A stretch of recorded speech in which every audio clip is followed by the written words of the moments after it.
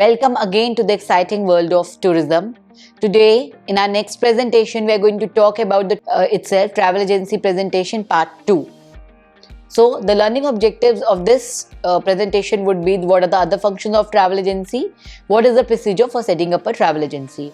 In the first presentation of travel agency, we discussed about what is a travel agency and what are its functions. We discussed about the first two functions. Number one was acquiring the product knowledge by the travel agent, and second one was ensuring a proper infrastructure for the work. So we have discussed first two functions. Now here we will discuss the next functions. First is issuing of travel vouchers. What are travel vouchers? In all travel agencies, services are ordered from suppliers. These services will be sold on to the travel agent's customers.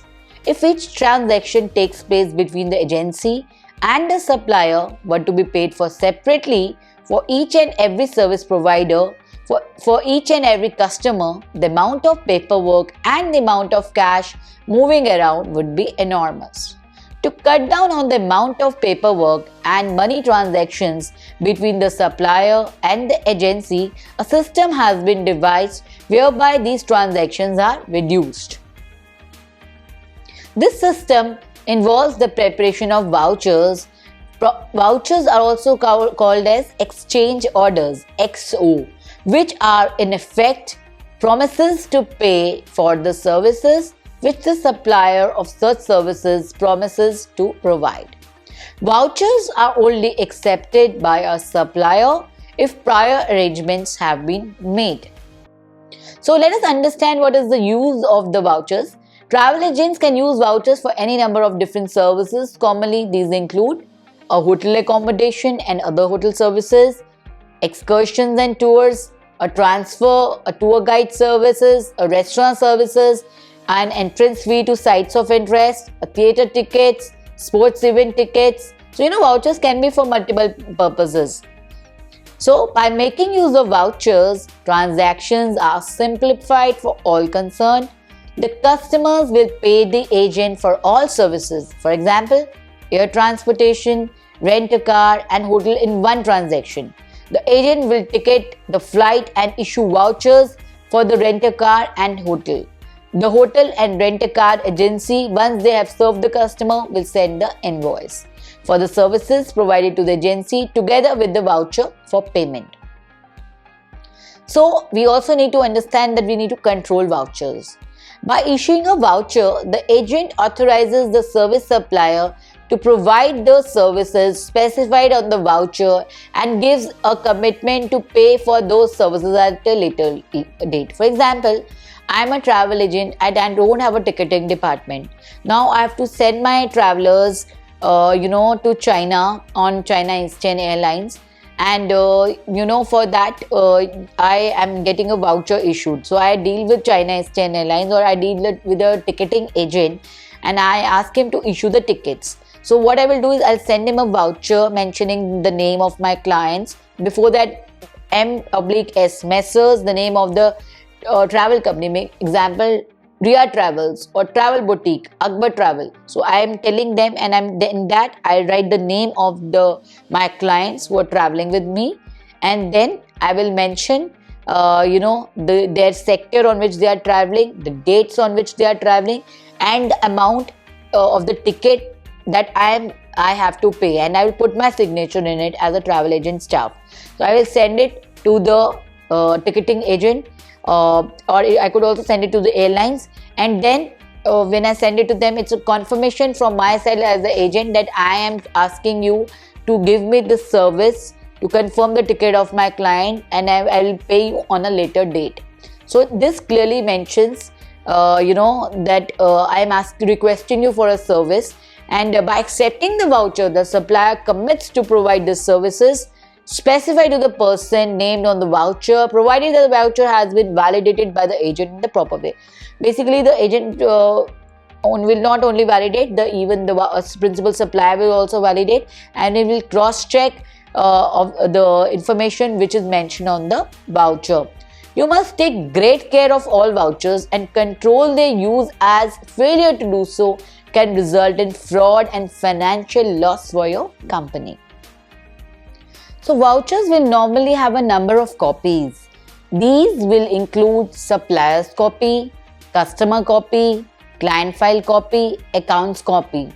The supplier's copy is issued to the supplier in advance and specifies the name of the supplier. As I told you, Messrs M/S, Messrs, the name of the ticketing agent from whom you are asking to do a service with. Example, the name of the company issuing the voucher, the name of the person from whom services are requested.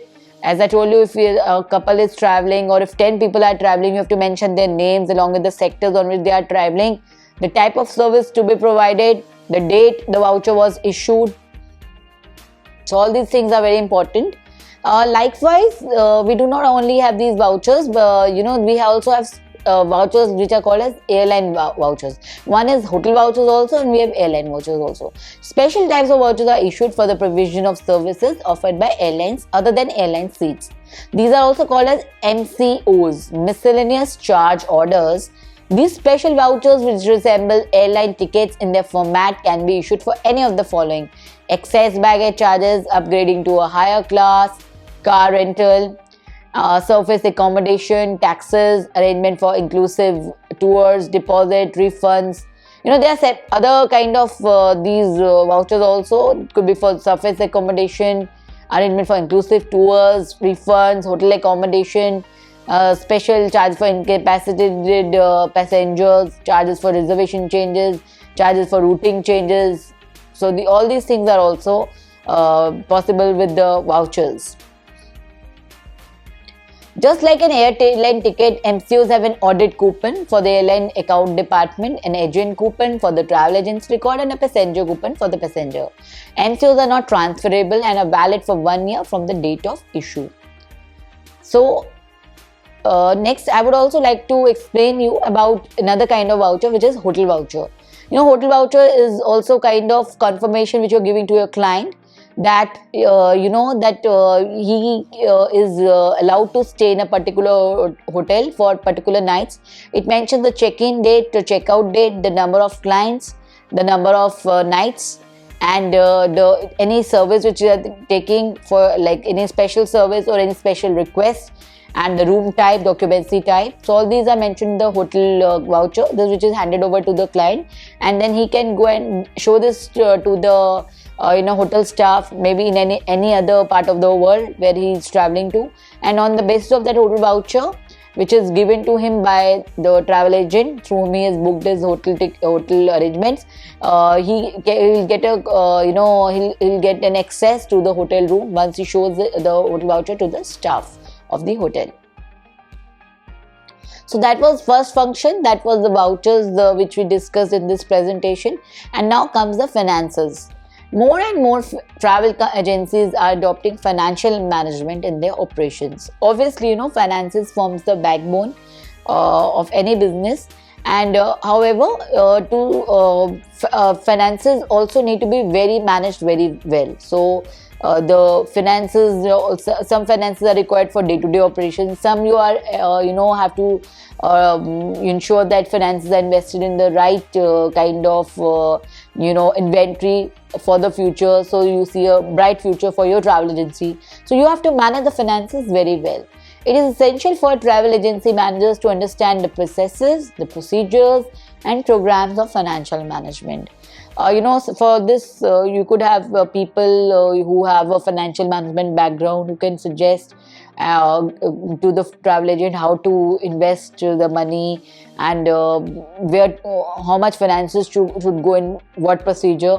So this should be taken with the help of the staff who specializes in finances. Maybe somebody who's an MBA in finance, some chartered accountants, and generally travel agents also hire such people. It should be remembered that financial management can be successful only if the accounting practices and procedures are sound. This is very important. So in a travel agency, these practices include invoice, receipt, voucher checks, income statement, proper pricing, cost comparisons, profit and loss statements, profitability analysis, budgeting, cost control, etc. Basically, everything is taken care by the budgeting. So budget is a control in itself which helps you to decide the future course of action, that how much should be invested in which function, and it helps you to deal with your finances in a more stricter way. Besides these sales reports, daily, weekly, monthly and annually sales projections, working out commissions and service charges from customers are also to be determined. The company also has to set its financial goals, which might include increase in profits in certain percentage or reducing expenditure. At the same time, these financial goals have to be determined keeping in view the impact on other organization activities like marketing and sales. Managing finance is not an easy task, and that is why every organization recruits people with accounts and financial background for carrying these jobs. As I told you, managing finances, you need to have people who are aware of the financial management, who are well versed in that, and we have the chartered accountants and financial analysts, CFAs, chartered financial analysts. We have the MBAs in finance who can help you deal with your financial management in your organization. So another function is marketing. Marketing is very, very important for a travel agent, and it shows, basically, you might have a good product to sell, but it has to be visible. So marketing helps to create a strong visibility in the market, and that is its main function, to create the visibility of a travel agent. So, but before that, you must ensure that the product is in its place and you are selling what the customer requires, not what you want to sell. So for that, you have to understand his needs well, his wants well, and then you have to pay a lot of attention to these aspects, and you have to create such a product which will sell it by itself. So in travel agency business, you come across different types of clients who may have different demands. Maybe a young couple wants to travel to Northern Lights in Norway, or maybe somebody wants to travel for a spa treatment in Dead Sea in Turkey. So couples could, any traveler could come up with any kind of demand. Or maybe there is a senior citizen group who want to travel to a pilgrimage destination. These all needs can be met only if the employees have a sound knowledge of the products they are dealing with. So you must be aware what to suggest to whom. This clarity of thought is very important. And for that, promotion and advertising are vital for selling in travel agency business. As I told you, first you should know what is the demand in the market, what the customer wants, what are his needs, and then you devise the product according to him. And then what you do is you promote it and you advertise it. Not only you have to make the product, after that the customers must be made well aware. For example, northeastern part of India is like a hidden gem of a country. All these seven sisters, they are like so beautiful.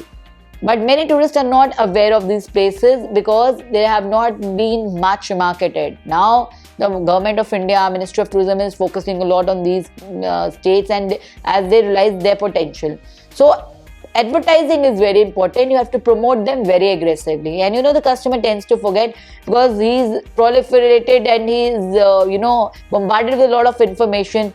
Similar kinds of destinations are promoting themselves more aggressively. So how do you differentiate yourself from the other? By marketing yourself more aggressive you have to be as compared to the competitors. You have to be very sure and focused in your approach as to what is the thing that you are trying to highlight. Like Incredible India focuses on spiritual India. It focuses on Ayurveda, yoga. These are our tourism products. So besides, we are coming up as a medical destination, as a MICE destination, as a rural destination, as a golf destination. So these are other tourism products of the country, but here the focus, which our basically forte has always been of spirituality. So the Incredible India is an excellent example of promotion and advertising, which began in 2002. It was a strong marketing campaign which was started by Amitabh Kant when he was a secretary, Shri Amitabh Kant, who was a secretary of Ministry of Tourism, Government of India, and he started with this complete campaign to, the idea was to basically promote India as a place to visit for the inbound tourists. So the aggressive marketing was done in different parts of the world. India was participating in various trade fairs, exhibitions which were happening in different parts of the world, or we were selling a lot of literature or through brochures, pamphlets, and vans and all, making announcements, organizing fam trips for the foreign agents, asking them to come to India and see what the country has to offer. So I'm discussing same thing about marketing, that what is its importance and what you can do to market your product. So for the travel agencies, they may prepare brochures, and at times they're supplied to them by the principal suppliers also. And it must be remembered, promotional material on their own will really sell a product. In fact, these are good aids in selling, particularly where there are good photographs and illustrations. Even where the customer has read all the text in the brochure, he or she still like to have the opinion of a local, trusted and trained professional, job which you have to perform. So while making a sale, you should actively involve in the customer in making a decision by pointing out the interesting aspects of the product and matching them with the needs of the customer. You should also have an alternative suggestion ready should your customer reject your initial offer. There's a complete concept process of sales. Like before you are meeting the customer, you need to prospecting, that would the customer buy or not. Everybody would not be interested. There would be cold leads who are not interested. There would be hot leads who may show an interest. There would be warm leads who may buy, who may not buy. And then you have to, the idea is to close the sale. But before that, you have to make a presentation. You have to resolve his queries, answer the questions. And then you have to ultimately come to closing the sales. But before, better communication skills and positive statements help you in getting a commitment, but you must follow the golden rule, that is lead and guide, but never to force a customer. So leading travel agencies are making use of media in a big way for promotion and advertising purposes. However, not every company can afford this. So a close interaction with Department of Tourism, Government of India is useful for marketing activities, because the department provides assistance to help travel agencies in generating business from overseas markets. Similarly, memberships of associations like TAI, Travel Agents Association of India, ITO, Indian Association of Tour Operators, etc. is also useful in this regard. So basically, you have to find ways where you can market yourself, be it through Ministry of Tourism, the various state tourism departments. The better license you maintain with them, they would automatically market your travel agency. And if you are even members of these associations like TAI, ITO or ITA and all, PATA and all, so that is also the great platform for marketing yourself as a travel agent. And besides, you also participate in different fairs and festivals, fairs and tourism marts such as ITB, Berlin, WTM, London, etc. Recently, tourism marts have also started in the domestic sector in India. Like we have the Outbound Travel Mart, OTM, TTF, Travel Trade Fair. Like international one is, we also have the SATE, which happens in India. So that is also very famous for marketing yourself by participating in it as a travel agent.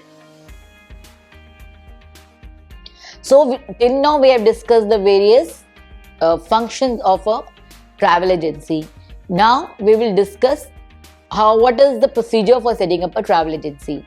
So you have to take into account the following aspects. Number 1, infrastructure and financial requirements. Number 2, approval from concerned bodies. Number 3, recognitions from principal suppliers. And number 4, incentives and benefits. So let us understand what are the infrastructure and financial requirements first.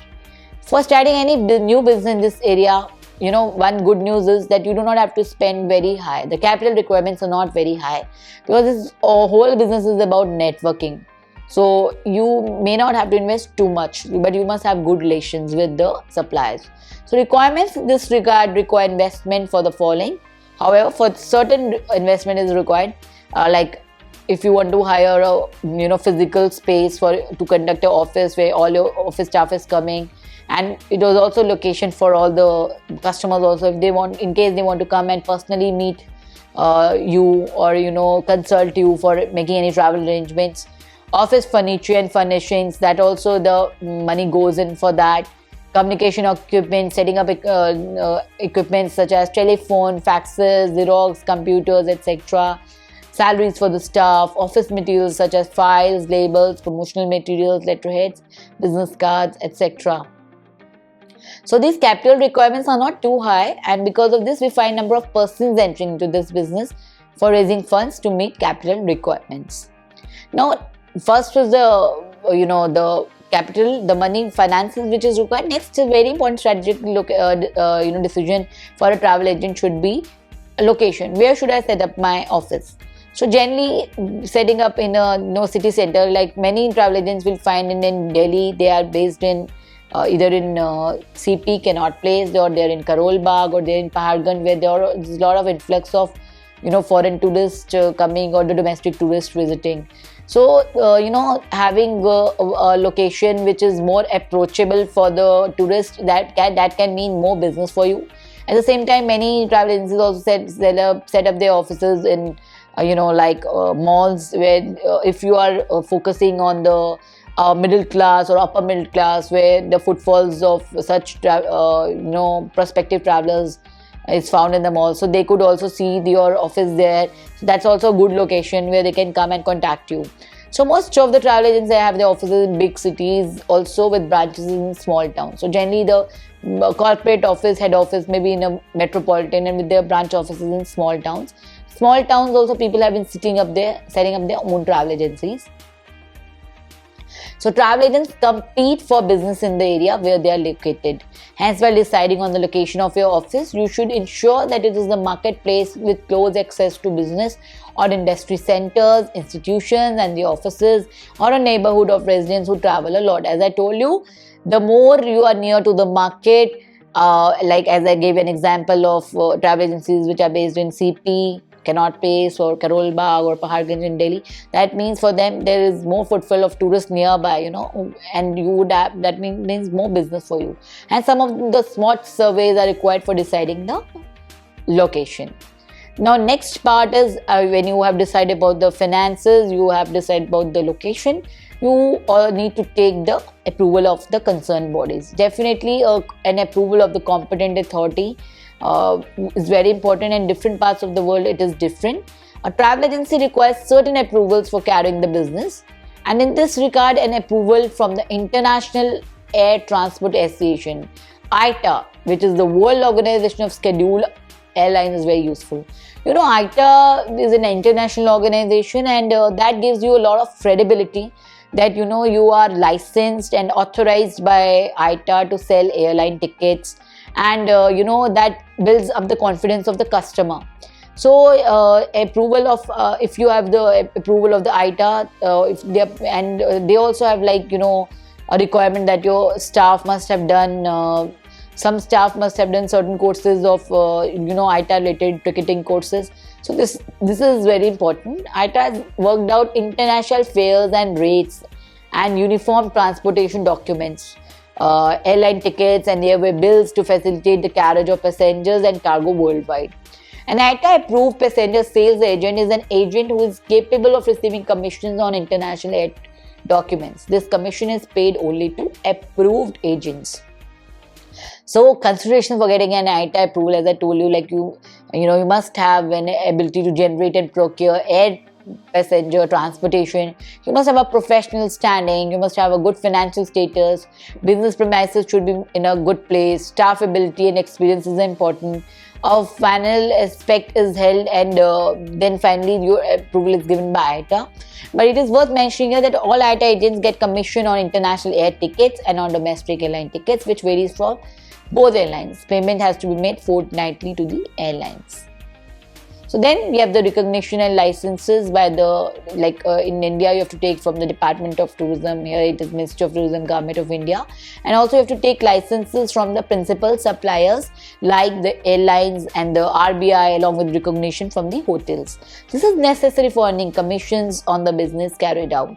The Department of Tourism, Government of India has set certain rules for recognition of a travel agency, and it gives a one-time approval. But these rules will also keep on changing. You have to be very much updated. So, the minimum investment which is required, and then you have to get your license renewed also. You have to train your staff also. They must have done certain courses in tourism also. So that will also vary from country to country. And if it's in our country also, these rules also keep changing. So you have to be always abreast of the latest changing. Maybe 10 years back, the system was different of opening a travel agency. Today, it's more different. After 10 years, it will be more different. So you must be always aware of the latest changes happening. This recognition is given to those agencies only who have been in operation for at least 1 year. So in order to receive and deposit foreign exchange loan with the bank, the agency should have a restricted money exchangers license, and proper returns must be filed with the RBI every fortnight. Once the travel agency is recognized by the Department of Tourism, most hotels, whether they are 1-star, 2-star, 3-star budget and leading hotel chains, will automatically give commission on business handled by a travel agency. So you're giving them business, they'll give you commission. Department of Tourism's recognition gives credibility to the travel agency. It gives us standing in the industry, and the hotel feel reassured that the bills will be paid. Once you have the endorsement of the Department of Tourism, the Ministry of Tourism, the hotels also feel that it's a credible travel agency to whom we can offer hotels as an inventory for the tourists. So they are assured that it is in a position to pay our money back. So depending upon the volume of business, hotels may give 10% commission credit and sometimes even an overriding commission. However, this commission would always vary.